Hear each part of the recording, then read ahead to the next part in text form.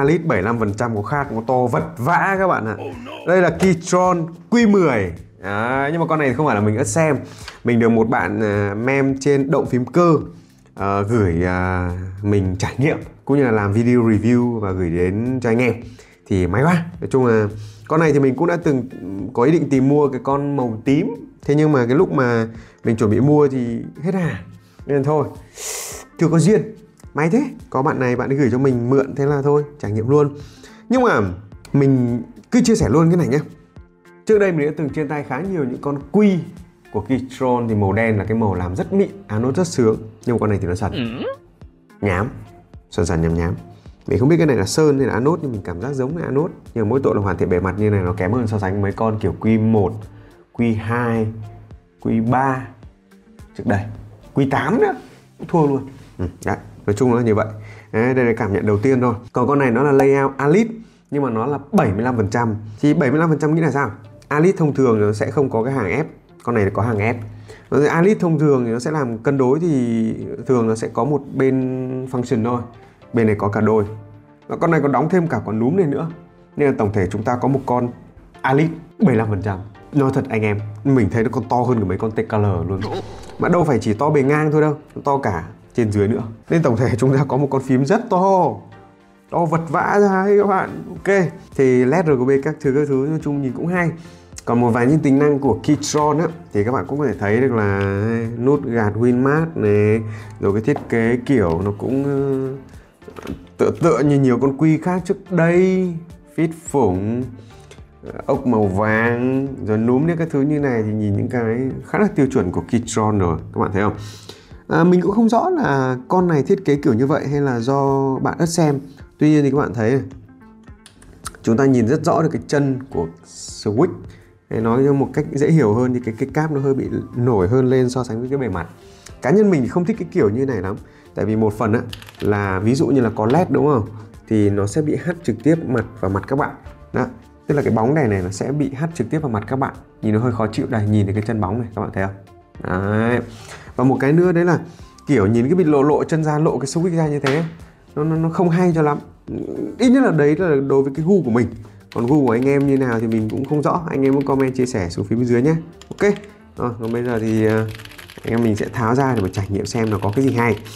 Thì trước khi tháo ra thì mình phải nói một điều, đó là bạn build con này khá là cẩn thận. Và mình thấy rất rõ cái điều đó khi mà gõ xuống từng cái nút một. Thì con này sử dụng cái Yang switch. Thì các bạn cũng biết là Yang là một trong những con tiếng khá là đanh. Tuy nhiên thì nó vẫn gọn hơn một tí xíu so sánh với Outlast. Stem dài, tiếng đanh, gõ nói chung là hay. Thêm nữa là cho dù là đi với con Yang như thế này, nhưng mà bạn ý cũng lại chơi luôn với cả PE Foam. Đó, PE Foam này các bạn thấy không? Đây là nghiêng sang ánh sáng một tí xíu là các người anh em thấy nghe. PE Foam, thấy chưa? Đó. PE Foam này mà mình nhận ra một cái nữa là ở dưới các bạn ấy còn tép mode luôn. Đó, tức là để nói cho đúng ra, nhiều anh em hay nói là full mode thì có gì mode được, nó mode hết. Không sao, phím này là gu của từng người khác nhau. Đấy, anh em chơi kiểu gì cảm thấy thoải mái, phù hợp với bản thân thì là chơi thôi. Start thì bạn ấy sử dụng M1. Đó, M1 là con này có 1, 2, 3, 4, 5. Một set M1 là có đủ không ta? Hình như không đủ. Tại mình nhớ không nhầm M1 là chỉ có 4 cái Y2U thôi. Đấy, một cái Y625 với cả một Y7U. Không biết là bạn ấy có sử dụng thêm một cái Y của một cái bộ khác hay là không. Nói chung là housing thì đủ. Còn Y thì chắc là sẽ có một cái Y khác. Đấy, chơi Alid thì hơi mệt cái vụ chỗ space này thôi. Và mình cũng phải dành một cái lời khen cho bạn ý. Khi mà thường á, build mấy con Alid này làm cái space này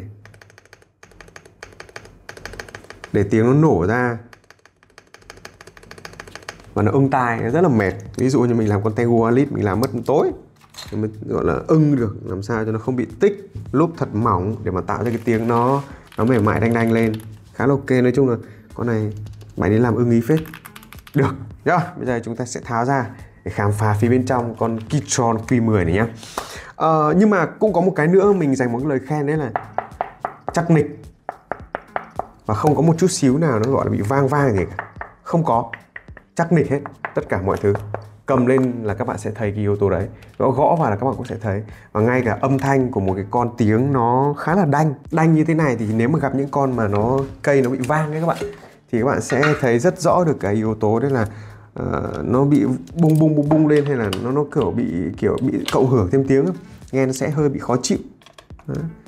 Vừa đanh mà nó kết hợp với vang nữa là nghe nó ối rồi lắm. Nhưng mà con này không bị. Đây là một cái điểm cộng rất là tuyệt vời. A few moments later. Tính ra tháo mấy con ốc này là ra thôi, khá là dễ. Lật ngược lại, sau đó nhấc cái tốp lên. Còn cái núm nữa.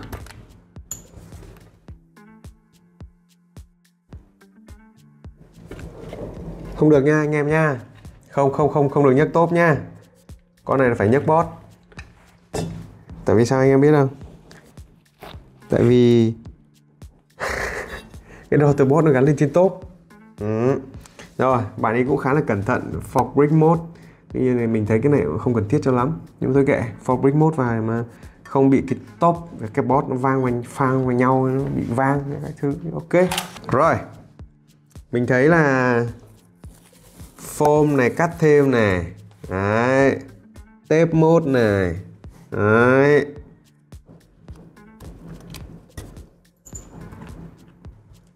Đấy. Và gắn thêm khá nhiều những cái điểm gasket ở đây nữa. Này mình không rõ là mặc định có sẵn hay là bạn ấy dán thêm, hay là Kitron dán sẵn nữa. Nhưng mà tổng thể thì các bạn có thể thấy là khi có thêm những cái điểm như này thì nó sẽ có những cái điểm dàn lực ở cái phần plate ở đây nữa. Khá là ưng ý, khá là ok. Đấy cũng là một cái khá là thú vị đấy. Ok. Còn về tổng thể thì cũng không có điều gì nói đến quá nhiều. Hoàn thiện thì vẫn khá là ổn áp, không có thứ gì chúng ta phải bàn đến nhiều cả. Nhưng mà cái lỗ này là gasket nó đã dán ở phần plate này. Đó, hoàn thiện ok.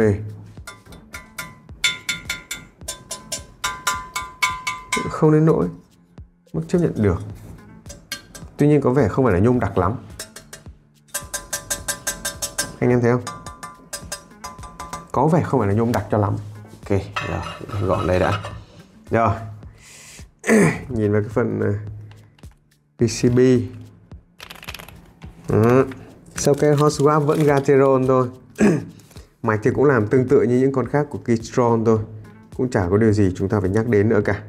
Cũng thật chả có gì nhắc đến thêm. Đây, bạn ấy tép khá là cẩn thận, tép từng lớp một, dán vào các thứ, xong rồi cắt vị trí của mấy cái chip này, cắt ra từng vị trí nhỏ luôn. Nói chung là bạn này bạn làm kỹ thật. Được. Tiếng Anh. Được. Ok phết. Bạn ấy có nói là anh ơi tháo ra thì anh ký giúp em một cái vào cái tép mốt được hay là không. Ok. Anh sẽ ký nha em. 10 seconds later. Gửi tặng em nhé. Tuy rằng là anh ký không được đẹp cho lắm, viết trên này nó bị lồi lõm xíu. Ok, cơ bản tổng thể thì cũng một mức khá là ổn và mọi thứ nó đều ở mức gọi là chuẩn chỉ và nó đều. Và thêm nữa thì các bạn để thấy một điều là foam phủng các thứ thì bạn ấy cũng đã thay sang cái loại khác hết rồi. Vẫn là PE foam thôi, thế nhưng mà ở bên giữa này thì nó là sử dụng cao su lưu hóa chứ nó không phải là cái form mặc định của Kitron nữa. Và tổng thể thì như thế thì nó cũng đã chắc chắn hơn, ổn áp hơn khá nhiều so sánh với những cái đồ zin tặng kèm của Kitron. Thì đấy cũng chính là lý do vì sao nó khiến cho con phím này có cái tiếng nó gọn gàng như thế. Và nó pop như thế. Và các bạn thấy con giàng ok không? Không gắn vào cây. Tiếng vẫn quá là ok luôn. Thế nhưng mà đã chơi cả tép xong rồi còn đóng thêm cả cái foam case này nữa thì đúng là hơi quá. Và có vẻ như vì lý do đấy thế nên á là cái đáy ấy, nó bị đẩy cái phần PCB này lên hơi cao. Đấy là lý do vì sao mà nó bị hở cái chân switch ấy. Giờ mình sẽ test thử. Không gắn cái foam case. Đây là mình test thử thôi nha các bạn nhé. Mình sẽ test thử một chút xíu. Ok. Đúng luôn. Nó hở ít hơn rất là nhiều. Ok. Cái này thì lời khuyên của anh dành cho Tiến Anh đó là tháo cái foam case ra em nhé. Tháo cái foam case ra. Đấy. Thảo phông cây tiếng có khi là hay hơn. Ok, nhưng mà thôi, đây không phải là phím của mình nên mình cứ lắp lại cho bạn đi thôi nha. Ok. 5 minutes later. Lắp lại đã xong và cơ bản thì mình thấy đây là một cái con phím mà dùng cái từ đấy là nó ổn các bạn ạ. Cá nhân mình thì cũng không thật sự là kỳ vọng nhiều về con Keychron Q10 này. Thế nhưng mà gõ thử là một, xong rồi đặc biệt là với một con phím đã được build khá kỹ như thế này về nhiều thứ thì mình nhận ra một điều, đấy là cái con này cũng có những cái đặc điểm phải nói là cực kỳ hay của nó. Ví dụ cái layout này thì nó vừa giúp các bạn có thể gõ một cách thoải mái hàng ngày, vừa giúp các bạn lại vẫn có đầy đủ những cái phím function để chúng ta có thể gắn vào và làm được nhiều thứ. Phím F này sử dụng với macOS, gắn phím tắt hay là một dàn phím tắt ở bên này nữa. Thêm nữa nó vẫn có đầy đủ núm, tức là xét về yếu tố layout, xét về yếu tố typing, xét về yếu tố sử dụng hàng ngày thì đây rõ ràng là một trong những cái layout thực sự rất là ok để các bạn typing làm việc hàng ngày rất là ok. Thêm nữa, hoàn thiện của con phím này mình đánh giá phần mảnh top và mảnh bot nó ghép lại với nhau vẫn cứ là ok, giống như rất nhiều những con phím Keychron từ trước cho đến giờ. Tuy nhiên cái mình không thực sự thích đó là cái hoàn thiện cái lớp anode này của nó, đánh giá của bản thân mình là hơi kém. Đây, nhìn một cái chi tiết nhỏ xíu thì những cái chi tiết sắc sắc chỗ này một thời gian ngắn thôi là nó sẽ bị chóc sơn này, nó sẽ bay lớp anode. Ví dụ này, có một vết trắng trắng này, các bạn thấy không? Đó. Đấy là yếu tố mà nó sẽ bị bay cái lớp anode lên một cách rất là nhanh thôi, bởi vì mình cảm giác cái lớp anode của này nó khá là mỏng, không phải hard anode, không phải là anode cứng cho lắm.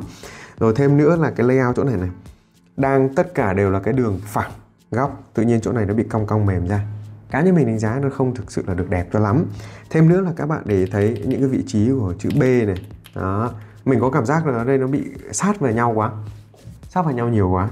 Đấy, nên là cái sự ảnh hưởng về cái layout kiểu Alice nó cũng không thể hiện được một cách rõ. Tách ra thêm một chút xíu nữa thì sẽ là ok hơn, thậm chí nhìn nó cũng đẹp hơn nữa. Cũng như là kiểu nhìn nút nhiều quá nó bị rối hết cả mắt ra các bạn, nhìn hơi ghê. Nhưng mà không thể phủ nhận được, vừa là Alice vừa là 75%, vẫn có cả phím điều hướng các thứ, vẫn có cả núm các thứ, thậm chí vẫn có cả LED RGB hỗ trợ macOS, WinGear các thứ, thì nó cũng là một cái điểm cộng thực sự rất là ok. Điểm mà mình chưa thực sự hài lòng lắm trên cái con này, mình nghĩ nó đến từ yếu tố kích thước nó quá to. Bởi vì Keychron đã cố gắng nhét cả một cái hàng function này, nhét thêm cả một cái núm. Giá như mà bỏ cái này đi này, làm sao cho nó gọn gọn lại, gom lại ở đây, thì mình nghĩ nó sẽ ok hơn rất là nhiều. Nhưng có thể như vậy nó sẽ không cân đối, tại vì Keychron đang cố gắng cân đối vị trí ở giữa này đều sang hai bên nhất có thể. Vậy các bạn thấy cái layout này có phù hợp với các bạn hay là không? Hãy comment nhé.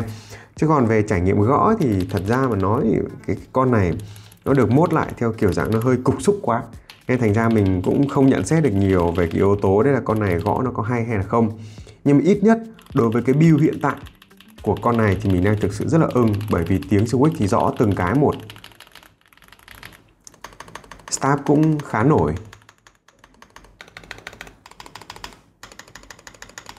Và quan trọng là đúng là Yang switch nhưng chưa bao giờ là người dùng thất vọng cả. Vậy các bạn thấy sao? Comment nhé. Bye bye anh em. Đã có màu đỏ thì ok. Không có màu đỏ chê.